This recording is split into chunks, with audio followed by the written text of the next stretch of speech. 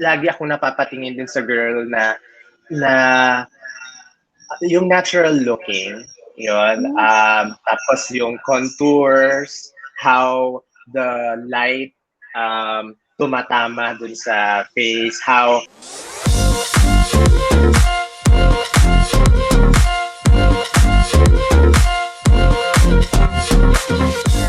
how are Hello. you? Hello, I'm fine, partner, and it's another busy day as always for us. It's good to see you Um, again. Ito naman tayo. I know, 'di ba? So, their partner. So, tuloy-tuloy pa rin naman ang ating coverage, of course, in terms of our uh, pageant journey ng ating mga Miss World, Binibining Pilipinas, Miss Earth Philippines. And today is a special episode because we have a very special guest partner. And before that, pala partner, we would Yes. like to thank everyone who's been following and tuning in to our YouTube channel at the Qrown Philippines, and also those who have been also following us on our Facebook and Instagram accounts. So thank you guys. You're right. Partner. Yes, partner, ikaw, pag I wanna ask a question sa'yo. Hmm. Pag nanonood ka ng mga shows or even in pageantry, what do you normally look at the girl's face when they have a lot of makeup on? Ano yung Siyempre, unang ano yung unang ang, napapansin mo? ang hinahanap ko at lagi akong napapatingin din sa girl na yung natural looking, yun. Hmm. Tapos yung contours, how the light tumatama dun sa face, how she is presented and how she registers on the camera. Yun syempre yung nakikita natin, diba? Alright, natanong ko yan sa'yo because today's episode, we will be talking to a top makeup artist. And when I say top makeup artist, it's not only pageantry it's not only about queens kasi he has done a lot of the makeup looks of other personalities, of course, aside from Miss Universe 2015 P Awards back. Two of his clients, of course, includes Kim Shu, and we also have Kim Shu and Megan Young, and so on and so forth. And he has his own line, which later on we will be asking more. And the line is actually one of the sponsors in this year's Miss World Philippines. So, without further ado, we would like to introduce our guest for today, Mr. Albert Kurniawan. Yay! Hello. Hi. Hi. Good day sa inyo, Albert. Hello. Hello. Okay, partner. I'll get the discussion rolling by asking, Albert. I know based on your background, you're actually dabbled in graphic designing, if I'm not Interior mistaken. design. Yeah, in interior design. But what made you decide? Why makeup? What pushed you to start makeup? Well, I guess I am one of those makeup artists na become a makeup artist not by choice. I guess it's something like a fate or destiny. Destiny. Parang it was like a forced by situation. You know what I mean? Because when I moved to the Philippines, parang yung time na yon I graduated in Singapore. I'm Indonesian. So I studied in Singapore, and then when I graduated in Singapore, tapos I supposed to take another further study. Tapos yun nga, during that break, while waiting for moving to that country, and then I visit the Philippines, parang for vacations at first. And then after that, I fell in love with the country, the people, the culture. Hanggang I decided dito na lang ako. Parang pagod na ako mag-aral.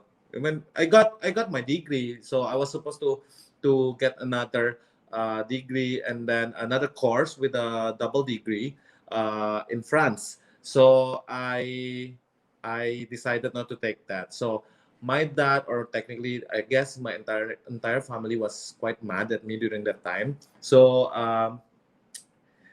somehow dinis-own nila ako for a while, like 3 years. So during that time, I have no other choice but to try to survive here. So a friend of mine na sila Queen Melo and then brought me to Patrick Rosas and Ino Soto. Um, they noticed how much I love makeup and how much I love criticize women, especially kung mali yung makeup nila.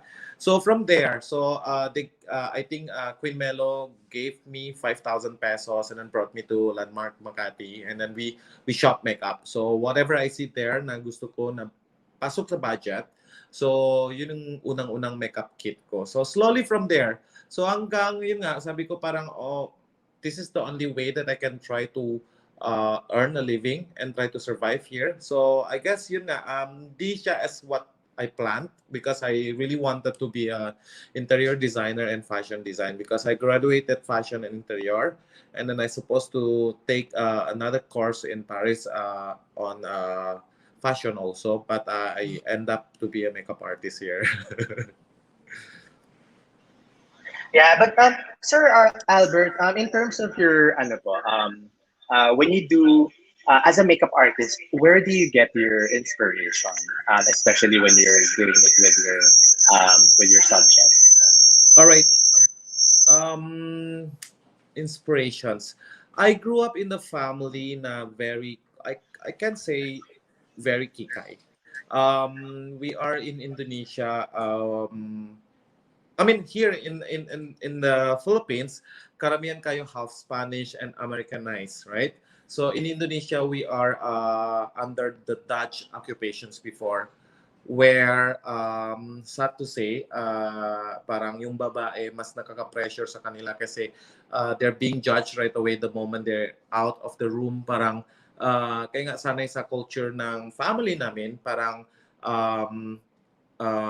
yung mga babae, kung gising nila, diretso shower, diretso bihis, diretso makeup. Walang yung panahon ng katulad ngayon dito na parang after gising, magmuni-muni muna, magkape muna, check the plants muna, play with the pet. Sa amin, I remember yung Oma.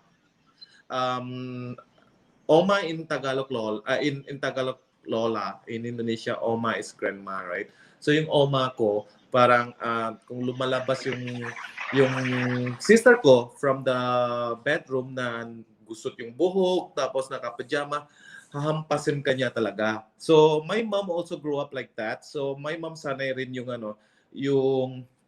labas niya ng kwarto, bihis na siya, naka-makeup na siya, at she slept with rollers, would you believe?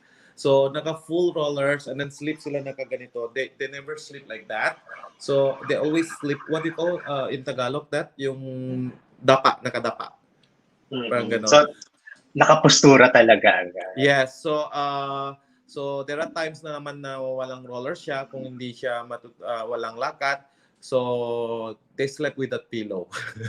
Kasi they always think na yung pillow will make their face sag, things like that. So I guess growing up like that, nasanay nakikita ko sa mga babae sa gigilid ko parang laging ayos. So when I see woman outside there na mali yung ayos nila, parang I somehow criticize them inside my mind, inside my utak ko. So there, parang since young, nakita ko, what if eyeliner niya ganito? What if eyeshadow niya ganito? What if lipstick niya ganitong kulay or ganitong finish? So I guess growing up like that, so I got the inspiration by how the family teach me. Parang sanay na ako makikita yung mami ko ganito. Kasi yung lola ko, yung oma ko rin lagi minsan sabi sa sister ko, hoy, ang putla yung lipstick mo, palitan mo. Parang, hoy, yung eyeshadow mo parang kalat. So I think growing up like that, so somehow they mold me to a certain taste or certain standards of makeup. So dun I think nakukuha ko rin yung yung style and aesthetic ko as a makeup artist. Yan. So ito yung partner, it's a good example of influence coming from the environment, and then it got instilled into Sir Albert's passion hanggang sa naging a part of the routine, and then daily observation. That's right. My next question lang for you, Albert, excuse me, is that You mentioned that you fell in love with the Philippines when you've traveled before, but what made you fell in love with the country? Well, definitely yung yung tao dito masayahin. I mean, like everywhere you go, the Filipinos just know how to celebrate every occasion. I mean, like any occasion, every occasion na nakikita ko dito during that time, they just know how to make everything's happier. You know, like in Indonesia or Singapore, we are more being yung parang walang pakialam masyado sa iba. You know, like I'll do my things, you do your things. Parang ganun. Unlike here, parang I was trained to be a people person when I moved here. Kasi sanay na ako yung parang kahit sa tabi ko umupo, yung parang I will not say hi, mga ganun. Sanay na kami in that, in a way. I'm not saying that the Singaporean or the Indonesian are not friendly. They're friendly. It's just like, I guess, the Filipino extra friendly. I mean, like, I don't know if I can say this. Even if I visit like a Filipino wake or ano yung burol ba yan? Tawag yan? Burol ako. Oo. Instead of umiiyak sila, parang they still have kantahan, they still have parang yung mga play game or parang masaya. They Masaya just pa know how rin. to be happy in every occasion. Yeah, actually, we're very known. We're actually the Filipino culture is very known to be welcoming and And I can very do myself hospitable. more here, I can say. Like in Indonesia, I have to, siguro sanay rin na being judged. Parang, oh my God, okay lang ba yung suot ko? Would you believe ito? I think yung one of the cultural shock yung na ko. When I first moved here, sanay ako kasi parang, I guess in Indonesia, parang, yun nga, because of the Dutch occupation, mas kami, parang very uptight. So parang even to go to the grocery, kailangan magbihis, kailangan sapatos, kailangan bag, mga ganon. So yung lipat ko dito, parang sabi ko sa mga kaibigan, seriously, you guys just go out like that? Parang ako pa nahihiya, parang ganon. Akala ko that's just my friend. But it's just like normal here. So I mean, like here kasi people are thinking about comfort, how to be comfortable, mga ganun sa amin kasi parang masyadong di ba? So that's how I like it here. I can be myself. So I can just go out with short and then chinelas and nobody judge you, things like that. And then of course the food, there's so many international cuisine here na is easy to find. Unlike sa Indonesia, ang lalayo rin and limited. So I love it here. The culture here mas diverse, I can say. So and that's why I like it here more. Ang question ko lang po doon, kasi of course, Indonesia is also a pageant powerhouse, and even a lot of celebrities Oh are my God. also needing a lot of styling people in their teams. Are you being asked to come back, settled in Indonesia for in the I know future? I know one of the question you might ask this. I know like of course everyone knows na hindi na secret anymore na every time naglalaban na sa Miss Universe, Miss World or ano man pa dyan ng mga Indonesian fan and Filipino fans, right? So it's hard for me to answer that. There are people ask me to go home, but I did try. The Putri Indonesia organizations na invited me starting 2016 hanggang 2017 and 18 almost. But then again, hindi ko na kaya yung pressure. For example, like kung tinulungan, mali. Kung mali. I mean, I'm just trying to be neutral here. If I help the Filipino complaints, it's unfair for Filipino queen to be trained together with Indonesian. And it's hard for me to explain that I'm Indonesian. I love the Philippines, things like that. I remember it was yung tinulungan ko si Maxine and si Kazia when Miss Universe was here 2016. It was talaga sa Facebook, people are cursing me, like so hindi ko na kaya yung mga ganun. I went through a depression during that time right after. Like waking up, people parang you get attacked. Parang the Indonesian side parang ingrata daw ako, bakit tinulungan ko si Maxine. Tapos yung mga Filipino naman, parang walang ko utang na loob, bakit tinulungan ko Indonesia samantala sa Philippines ako. Parang things like that. Yung sa akin kasi, can we just help the girls to achieve their dreams? I mean, like, without being judgment. I mean, yes, I understand. I mean, like, I'm pretty aware of the yung parang the fans of the Filipino and the fans of Indonesian. Pero wag natin isama yung mga babae. I mean, sa akin lang kasi they're both very good. I mean, like, Maxine was a good friend. I mean, like, we were friends for so long before she joined Binibining Pilipinas, and then Kazia also, of course, Indonesian, and then it's my pride also, like, finally I will be able to help Indonesia, you know, like, what I mean. I mean, like, yun lang, nahihirapan lang kung during that time. So to answer to your questions, parang I rather not to be active anymore. So if they come and approach me, I will just give advice, and then I will definitely refer to someone else. But if I have question, I'm more than willing to help them. Yung advice lang. Pero syempre, di ba partner, kapag naririnig natin na Sir Albert is part of the team, we know na definitely confident tayo na the girl is in good hands, diba? So, yeah, and yeah, no, but actually, Albert, thank you so much for opening this conversation, because actually, how do I say this? You know, it's very tough to ask members of the team normally behind a girl these types of questions, because it puts them in the spotlight when you're just simply trying to help both sides. You know, I just like to say, I'll just like to reiterate what you say. Just because you may be Indonesian, but you're helping the Philippines, there's nothing wrong with that. I think there are a lot of makeup artists who were born abroad and have been helping the Philippines.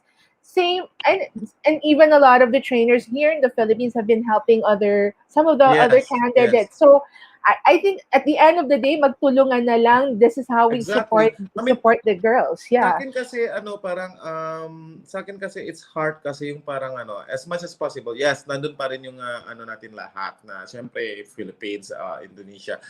If nahirapan lang ako during that time na if I help the Philippines for so long, parang wala naman nagrereklamo ng Indonesian. Tapos if I help the Indonesian just for this time, nagre-react yung Filipino. Yung sa akin lang naman kasi, can we just be happy, guys? Let all the fans fight kung gusto nila, bahala na. Pero do not ask the girls or to fight. I mean, like, for example, there are so many Filipino help other countries, but the region of the country never question bakit tinulungan ng ibang lahi. You know what I mean? Yeah. It's just helping lang. I mean, I hope and wish one day na the pageant world, both countries, especially Indonesia and Filipino, are gonna be best friend. Pwede ba yan? Maging beshi ding? I think we are there. I mean, after all, sino ba naman magtutulungan kundi kapwa Asian. So, all right, let's get to the next question for you, because as you have done a lot of faces in the country. As I said earlier, you have Pia, you've done Megan, you have actually done Heart, you've done Kim, and so on and so forth. And I've been able to see some of these looks, not just in pageantry, but also in some of their big events like the ABS-CBN Star Magic Ball. You have a good career, but aside from doing their makeup, what have been the highlights for you? I think doing meeting Ino Soto as well is one of the highlights. What are the other highlights for you in your career so far? Of course, the starting point was major highlights for me. I mean, it's a major opportunity that I grabbed during that time. Like, it's not like every day everybody meets in a Soto, Patrick Rosas, or Queen Melo. I would like to take that opportunity na parang it was my golden chance. Yung parang everybody just need that golden chance and then try to grab it. And then siguro right now kasi at this time my highlights talaga siguro, of course, besides Pia and Megan. I mean, like, everyone's dream also yan. Pero yung personally na I would like to think na something really special, I think is doing bridal makeup for Heart Evangelista during her wedding.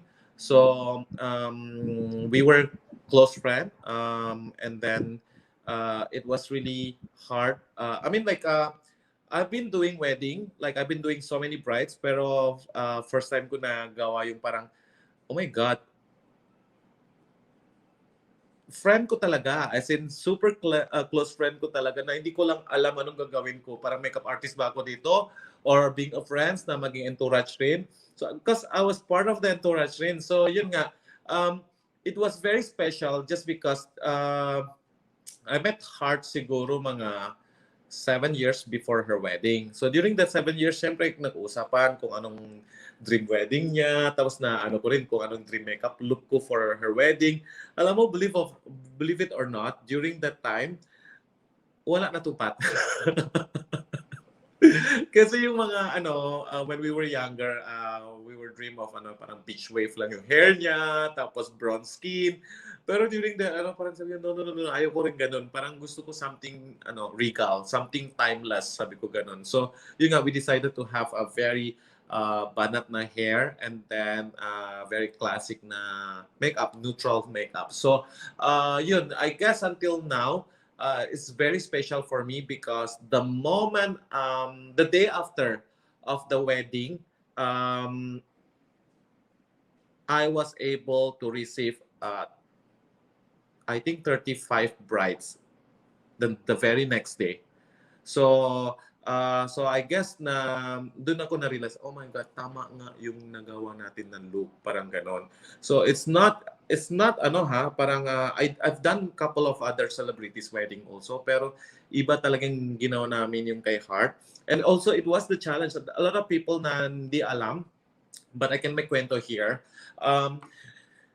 Well, it was one of the most memorable just because during that time was also the grand opening of City of Dreams, Manila. So they have Hollywood celebrity to come in, and I did not know that the agency or the production house who handled the activities and then submitted parang 5 or 6 makeup artist portfolio, and then it was for Nicole of the Pussycat Doll, and she picked me, and then Wow. I was so happy. I was so yun parang hindi ako makatulog. Parang sabi ko, oh my God, God, parang lahat sabay-sabay, no? Sige na nga, sabi ko. Tapos yung the saddest part, when they announced the real date or the final date, it was the same day of Heart's wedding. And then it's kind of sad for me, pero it's not a question anymore. Of course, I have to be with Heart. I mean, like I know at one point this is for my career, Hollywood star, and then the other part is my good friend, and then it's once in a lifetime wedding niya, di ba? So I remember yung reply ng production house, parang I said, I'm sorry, as much as I want to do, parang I cannot and I will not accept the job because I have a good friend's wedding. During that time, di pa namin in-announce yung wedding ni Heart. Naloka sila, oh my God, Albert, are you real? Parang, tinanggihan mo to? So yun, I guess that's one of the most memorable or the most highlights of my, pero, yeah, along the way, I would like to believe na every part of my career here are really special. So it's really hard for me to pick one. So I guess something close to my heart, really yung Heart's wedding. And the next thing, Teviant. Wow. So, okay, so you mentioned about the highlights po, and then your favorite celebrity makeup was definitely the one iconic yung kay Heart. How about naman any challenge that you've encountered during your career? Challenge, actually, I forgot all the challenges. I mean, of course, buhay natin puno-puno ng challenges. Pero kung walang challenges, hindi naman masaya tayo. I mean, like, we will not be stronger. We will not be, motivated in from a point of view. Pero sa akin kasi, siguro yung I would like to say the biggest challenge I would like to say when I decided to have Teviant, my makeup line. I'm a makeup artist. I am alam mo na, yung during the incubating period that time, and I did my own research and all, nobody believed in a makeup artist can do business because totoo nga naman, parang I don't have business management background or retail background. So during that time when we did a fundraising, parang nobody pay attention, di ba? So that's the time na I decided parang sige na nga. I was really working hard to uh, to try to make all my savings and invest it in Teviant without any investor or financier. So it was the most challenging part because I know when I put everything here, as in everything, parang no way out. I mean, walang atrasan. You know what I mean? So I guess during that time was really challenging because inaral ko ulit lahat. Parang I did a webinar sa mga business talk, yung mga marketing, beauty, retail business, mga ganun. So during the pandemic last year, I took some of my time also to enroll short conference or webinar and then attend a couple of talks with yung mga successful businessman talks, mga ganon. So yeah, definitely it was really challenging and not yet. I mean, 1 year and 3 months old pa lang si Tevian, we were hit by the pandemic. I mean, like, so yun nga sabi ko, oh my God, so this is really challenging. Pero I love challenges. I mean, I'm a person love challenges and turn everything to, parang to make it a positive way of I try to change I try to see the beauty in everything. So thankful rin with the help of Team Teviant and other management of Teviant. So we survived the pandemic last year, and in fact, I would like to say na we won 2 awards, and then we were in top 10 also in certain marketplaces, and we grew triple during the pandemic. So I guess yun nga, it was very challenging. It was yung parang walang tulugan, ilang araw of iyakan, pero in the end of the day, if you really put your heart and focus and take it as a challenge na parang try ilaban talaga. And of course, if you have a strong team also, like Team Tevian, so definitely, yeah, yun lang. Very nice. Congratulations po, by the way. Thank you. Thank you. And actually, I just like to add, Albert, since you launched Devian, you have a lot of people, a lot of Kikai people have been getting a lot of the products. I've seen how they've been going to the mall to get some of some of the products. I just let's segue to this year's participation for Miss World Philippines. Before that, I just like to know, before we ask that question, what made you say yes to being part of this year's edition first? What? Okay. I guess for those of you who've checked Tevian already, even before partnership with Miss World Philippines, we are not just any ordinary colored cosmetic brand.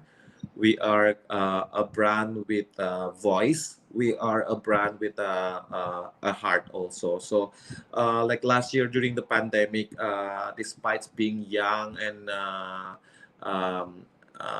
financially unstable, but we were able to raise funds through our sales to donate to like last year during the first week of the pandemic, we were reaching out 7 hospitals to support all the frontliners from that hospital because we know during that time a lot of private sector focusing on how to take care or to raise funds for certain patients of certain hospital yung mga victims, but they forgot the frontliners. So we were the first one who sent out essential products and with makeup to the frontliners because they forgot to take care of themselves.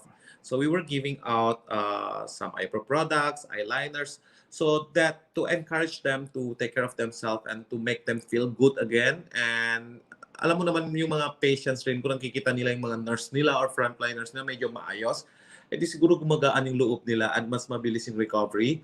And then, of course, alam ko rin na sa lahat ng beauty pageant, I guess Miss World is always beauty with a purpose. So I guess during that time kasi nagulat rin ako, we came across na with one of the Miss World Philippines. So I heard about their advocacy this year is about educations, about sending more kids or more Filipino to school. So it's something that I dream of also because there's nothing more important than educations. So we know that since last year we've been doing like a fundraising for frontliners, COVID patients, and then in COVID patients namin we donated through Pia Workspac organizations naman. And then during the Ulysses also we did our own reach out to certain victims in the affected area.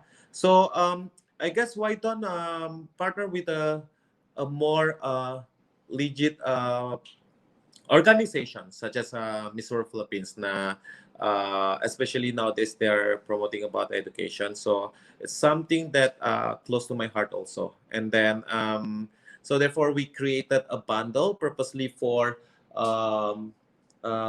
Miss World Philippines.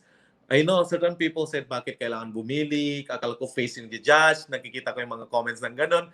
Pero guys, hindi rin ako pwede mag-donate na lahat na ano. So yung sa akin lang kasi, you donate, at the same time you got products, at the same time you are giving opportunity also for the girls to be in the top 20. So I mean, it's a win-win situation lahat. So yung sa akin kasi, hindi rin ako mayaman. If I can have all the extra money to donate, why not? Pero yung sa akin lang kasi, I can say, I can just take all the profit and then just syempre meron cost of goods rin mga ganun. So very minimum yung price ng bundles. Just and then people can vote their favorite candidates, and then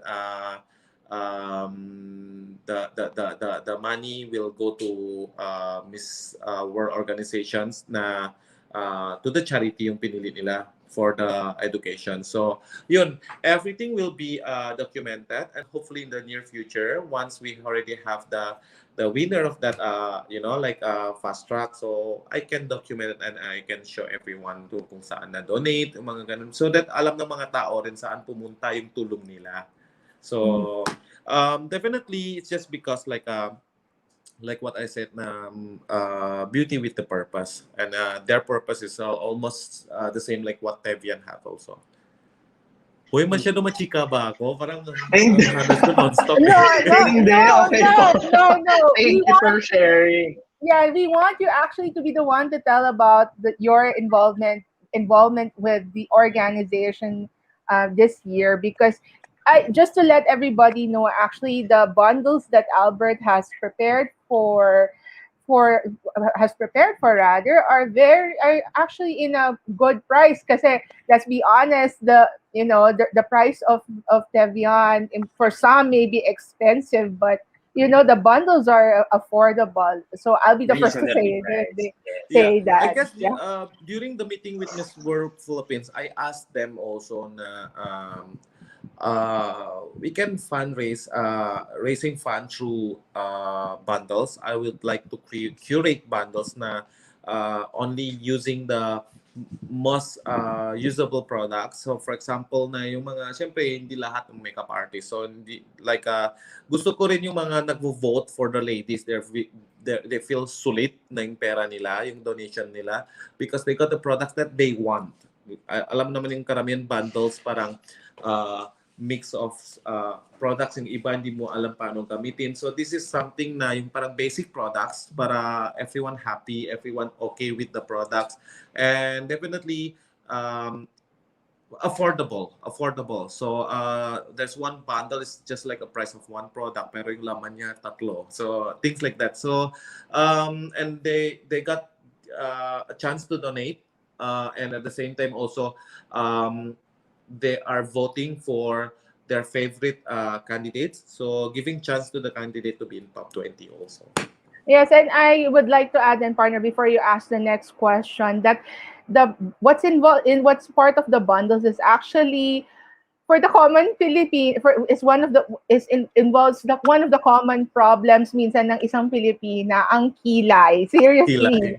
kilay. Correct. Sabi nila kilay is life. So, yes. I definitely saw that. Natamaan ako dun sa isang bundle na yon. Yung partner.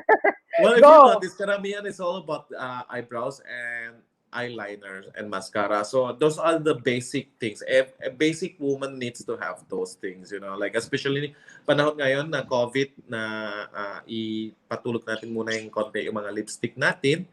And then Mata. Actually, I will have. I'm already pointing to Albert that when we like me when I do my makeup for this live show for this show in particular for these shows in particular, I always have to highlight the eyes because when I go out to do chores, covered naman ang mouth ko. So mata ang kailangan mong yes, Correct. i-highlight. yes. That's Nowadays, right. eye makeup game are really, like a strong game. Yeah. So, skilay, eyeliner, na isa pang challenging kasama doon. Yeah, Mhm. nagpaparinig na ako kay Albert, challenging po ang eyeliner. Of course. So, yun. Those are just part of the bundle, just some of the parts of the bundles that is available on the website of Teviant. Partner, you have another Yeah, question?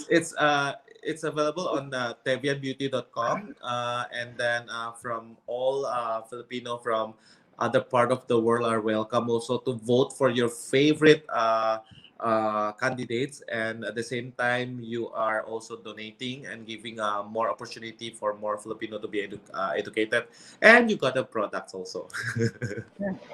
Ayun. So, and of course, Sir Albert, speaking of a socially responsible activity, another activity of yours po is the Albert Kurniawan Masterclass. So, yun, can you tell us more about that? Well, Albert Kurniawan Masterclass started, I guess, 2006, 17, the first one. I was the first one who has parang standalone masterclass because I did couple of masterclass before makeup tutorial with Rustans, NARS, Dior.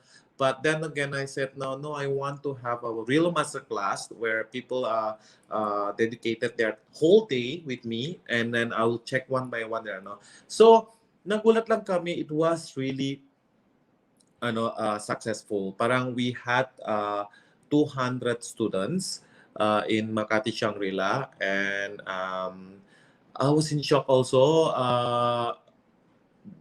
They always request for more. So 2019 we had a second one, and then 2020 we supposed to have the trio masterclass. Sad to say we were hit by the pandemic, so it's stopped. No, and then after that, of course, in Miss World Philippines, they request also for me to contact a masterclass for the candidates, proper grooming for pageant, how to correct their features, how to highlight certain look, and kung ano dapat ingatin nila, the entire thing. And I'm so happy to announce also, I guess sometimes last month, we have also inquiries for Albert Kurniawan Masterclass in Middle East and in USA. So, yun, I guess I never imagined that pwede pala ganun, puro masterclass lang here and there. So, yun nga, I'm so happy lang na meron talagang mga ibang Filipino na inviting me and they would like to bring the entire team of masterclass to Middle East and USA. So hopefully it's gonna be soon. Pero syempre ako naman iniisip ko yung safety rin of everyone because bawal pa tayo mag-travel, bawal pa tayo mag social gathering. Actually, Albert, we already asked a while ago, the highlights of your career. Of course, one of them was actually doing Heart's makeup. But of course, early this year, for those who don't know, he's also responsible for the makeup look of one of the brides early this year, Melissa Going Nasino. Oh Going yeah. Nasino. So he also did Melissa's wedding to Melissa's makeup look rather for her wedding to Rocco. I want to know, aside from bridal and aside from doing other celebrities, what are the other types of makeup looks that you like doing for your clients? Well, of course, for my clients, I will definitely say that I have my own aesthetic. I have my own, when, yun nga, um, it was started when I started in the makeup industry here. I was nobody. Nobody knows me. There are so many sikat makeup artists already, existing sikat. So iniisip ko kasi parang if I do the same as them, I'll be compared to them. So, and people always find mistakes or flaws. Parang, ay, parehas lang naman yung look. Bakit yung charge mo ganito? Dito na lang ako. I-add ko lang konti. Dito na lang ako. Something like that. So, during that time, niisip ko, parang, what if I do something different and then create my own look and change everything? So, it was a gamble actually kasi I remember when I started as in the bridal industry, when I gave my flyers or price list to coordinators, mga wedding suppliers, lahat sila same yung comment nila. Sigurado ka ganito yung price. So yung ginawa ko during that time, I try to make pantay lahat ng senior makeup artist. Medyo makapal yung mukha ko. Pero sinabi ko, I make sure na I'll change the look, parang iba. So, I mean, like, nahirapan to get a booking, yes. But then again, until that one bride come to me, and then I give a different look for bridal makeup. So here, it was a trend before no makeup look. Yung parang bagong gising look. Parang ganun. So ako, during that time, inisip ko, parang kawawa naman yung mga designer. They put 7 months to create a couture gown. Tapos you just create that kind of look. Parang natatalo. You know what I mean? Parang hindi na couture, hindi siya maganda tingnan. So I give a soft glamour look. When people say Albert Kurniawan Bright is always about fresh skin and soft glamour makeup. So because I would like to believe it's okay to be a princess one day. You know, princess never do a light makeup. Princess always go for a soft glamour. You know, like a high fashion couture, mga ganun, di ba? Pero classic. So, yun yung lagi ginagawa ko sa mga clients ko and brides ko. Pero if you ask me like kung ano yung favorite look ko, or I would like to do again editorials because I miss editorials because like nowadays nobody invite me for editorials, unlike dati, ang daming yung mga X-Steel shoot, mga ganun. So I really miss do beauty editorial, fashion editorial. So I want to play. Oh, yun. Which leads me to the next question, no, Albert, because ikaw na yun naman nagsabi that there are so many popular makeup artists and upcoming makeup artists. So how do you make your clients go back or go and book again for your services? Okay, kasi sa akin kasi may kanyang-kanyang strategy of every makeup artist. Pero for me personally, disclaimer lang guys, this is not something or always the best advice. Pero for me, sa akin personally, it really always working. Parang yung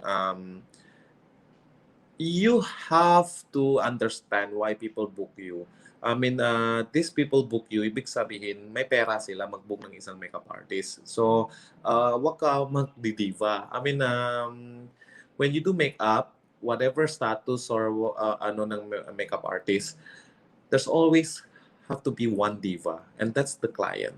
You know, being a makeup artist, we don't just being paid to do makeup, but we do a service. So we give the best service to our clients. Like me personally, every time I have a booking, kahit shoot na 9-hour shoots, I avoid myself of touching phone. So I always think, give my time to my client. They book me from this time to this time. I make sure my 100% time to them. And then, wag ka magdidiva because in the end of the day, sila pa rin yung magdidiva kasi you get paid to do their makeup, service them. So be nice. You don't have to be arrogant because makeup artist, yes, it's a form of art, pero on the other point of view kasi we do service work. So when we do service kasi hindi tayo pwede maging maarte, guys. So stay humble and definitely let your work speak up for yourself. You do not have to explain much, di ba? Agree. So sabi nga din, di ba, partner, customer is always king daw. And in this case, the client is the only diva that we should be, Yes, have our full kasi attention. believe it or not, when I started yung panahon namin dati, wala pa social media siguro. So when we see a senior artist, we say, hello po, how are you? Ganun, where do you want to set up? Parang magbigay, pugay ba yung tawag yan? Bigay ng galang, respect. Yes, galang, Yes. yeah, respect. But nowadays, I notice the younger generation, it's easier for them to penetrate the makeup artistry because of social media, which is very good for them. Hindi nila nalampasan yung na ano namin natin. Dati bit-bit namin yung portfolio.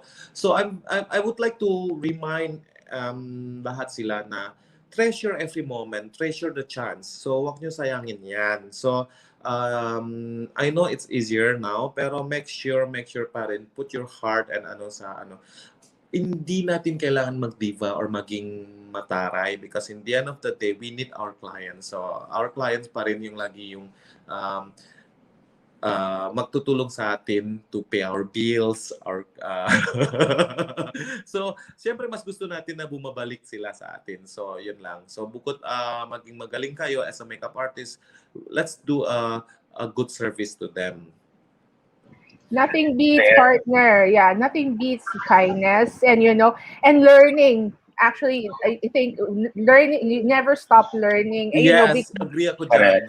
Never stop learning because I mean Albert for many is actually a senior makeup artist, but yun nga, well, you're one of the countries, you're considered by one of the country's top makeup artists, and I've seen a lot of people when they do when we ask them about I like how you do how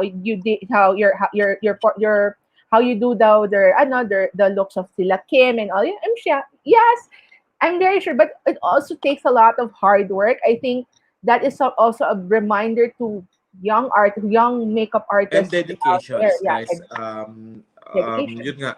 I guess sa akin, what I always tell my team,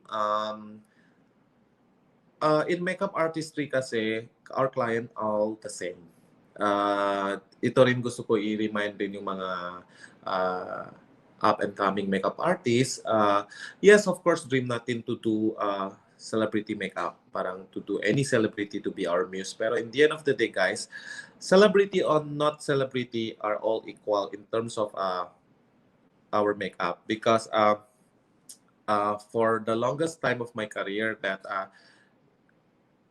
when my bride booked me 1 year before in advance, and then all of a sudden last minute there's a commercial of certain celebrity pumasok, I still say no to the celebrity because I still do practice, and I always practice first come first serve, regardless celebrity or not, because that's what you have to be fair. I mean, like, you have to be fair.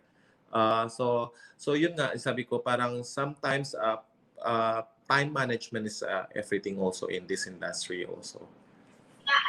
I agree.